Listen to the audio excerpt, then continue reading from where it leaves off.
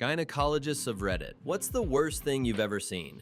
I was a nurse in the OR that day, and the memory is practically seared into my brain. We had a patient well over 400 pounds with a massive abscess on her thigh that she'd been treating at home by injecting it with random antiseptics. It had basically rotted from the inside out. When the surgeon made the first incision, a literal geyser of gray-green pus hit the wall. The smell was so thick and toxic it bypassed our masks instantly. Two nurses bolted from the room, ripping their respirators off so they wouldn't vomit inside them. We had to deep clean that hallway for 2 days. That surgeon deserves a Medal of Honor. I would have quit medicine and moved to the mountains to herd goats the second I took those gloves off. I've been a gynecologist for 10 years, and a patient once came in complaining of mild discomfort. The second she undressed, I knew mild was a massive understatement. Inside, I found a tampon that had clearly been there since the previous season. It had dissolved into a slimy black mass that literally crumbled in my hands. How someone can't smell rotting tissue inside their own body for months is a mystery I still haven't solved. How does someone not notice the scent of literal decay inside them? Was her nose also on vacation since last year?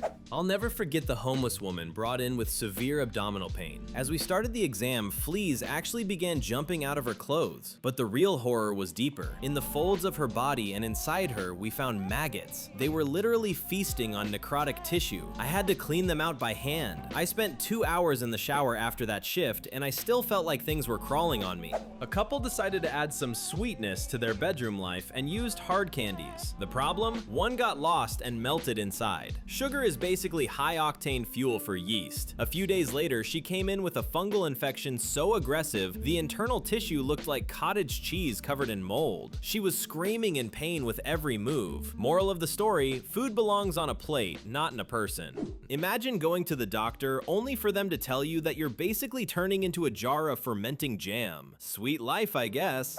A 19-year-old girl came in sobbing. Turns out she'd tried to give herself an intimate piercing with a sewing needle because she couldn't afford a pro. Obviously, she caught a massive infection. By the time I saw her, the metal had fused into the flesh, and the swelling was so bad it looked like a blue water balloon. We had to surgically cut the metal out along with a chunk of tissue. Cheap beauty cost her a very high price. I used to work with morbidly obese patients. We once found a credit card that had been missing for 6 months inside a woman's skin folds on her stomach. It had just gotten lost in there and eventually fused with the skin. Between the sweat and lack of air, the area had turned necrotic. The smell under those folds was worse than a dumpster in July. Your card has been declined for the following reason: too much skin. Sorry, I couldn't help myself. I was on duty at a hospital near a major airport. They brought in a woman suspected of swallowing bags, but she decided to hide some of the stash downstairs too. One of the baggies ruptured. We had to operate in emergency mode while her heart was nearly exploding from the overdose. Seeing cocaine mixed with internal bodily fluids is a sight they don't prepare you for in med school. This is literally the plot of the movie Lucy, except without the superpowers and with a much darker ending.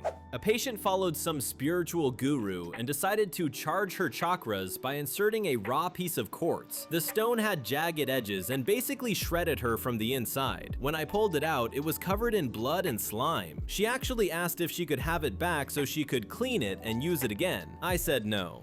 An elderly woman from a very remote village came in for an exam. I looked inside and saw green sprouts. Yes, a literal sprouting potato. Back in her day, it was used as a folk remedy for birth control. She'd just forgotten about it for a few decades. The potato had started growing roots into her vaginal walls. I still tell this story at medical conferences, and even doctors don't believe me. I will never be able to look at a sprouting potato the same way ever again. My life is officially changed for the worse.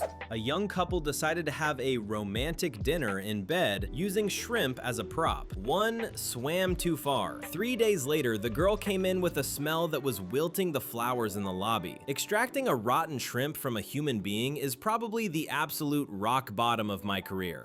After a wild Halloween party, a girl realized she'd lost part of her costume, plastic vampire fangs. They turned up inside her a week later when a massive allergic reaction to the cheap plastic kicked in. The tissue was covered in a neon green film and the odor was indescribable. This is why labels say for external use only. There's always that one person who wants to test the limits. A guy decided to prank his girlfriend, or he was just an idiot, and used a can of expanding insulation foam during a hookup. up. The foam hardened inside her. This wasn't medicine, it was construction work. We had to chip the plastic out of her piece by piece. She survived, but she'll likely never be able to have children.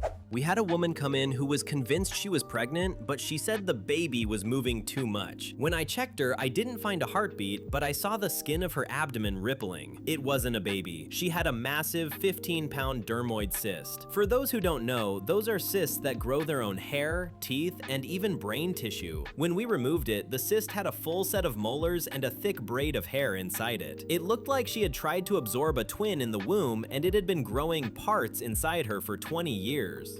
The blueberry incident still haunts our office. A girl came in with severe inflammation, claiming she was turning blue. I thought she was exaggerating until I saw it. Her entire internal lining was a deep, bruised indigo. After 10 minutes of questioning, she admitted she had seen a life hack online that said using a certain brand of concentrated laundry detergent as a bath bomb would make you smell like spring meadows. It had basically dyed her internal membranes and given her a chemical burn that looked like a Smurf crime scene. This is why you don't follow health influencers. A woman came in with a severe chemical discharge. She had been following a trend called vaginal sunning, but since she lived in a cloudy area, she decided to use a tanning lamp instead. She didn't realize how delicate that tissue is compared to your arm or leg. She had second-degree burns inside her body. It looked like a sunburned throat, but worse. She was peeling internally for weeks. Every time she sat down, she would just sob. Don't put UV lights where the sun don't shine, people. We call this one the Christmas tree incident. A girl is rushed in on December 26th. She's pale, shaking, and smells like a pine forest. She and her boyfriend thought it would be festive to use a pine branch as a bedroom toy. They forgot one tiny detail. Pine needles are designed to go in one way and hook. Every time she moved, the needles were digging deeper into her lining. We had to put her under general anesthesia because the pain of removing it was too much. I was literally plucking pine needles out of her for an hour. To this day, the smell of a car air freshener makes me want to quit medicine.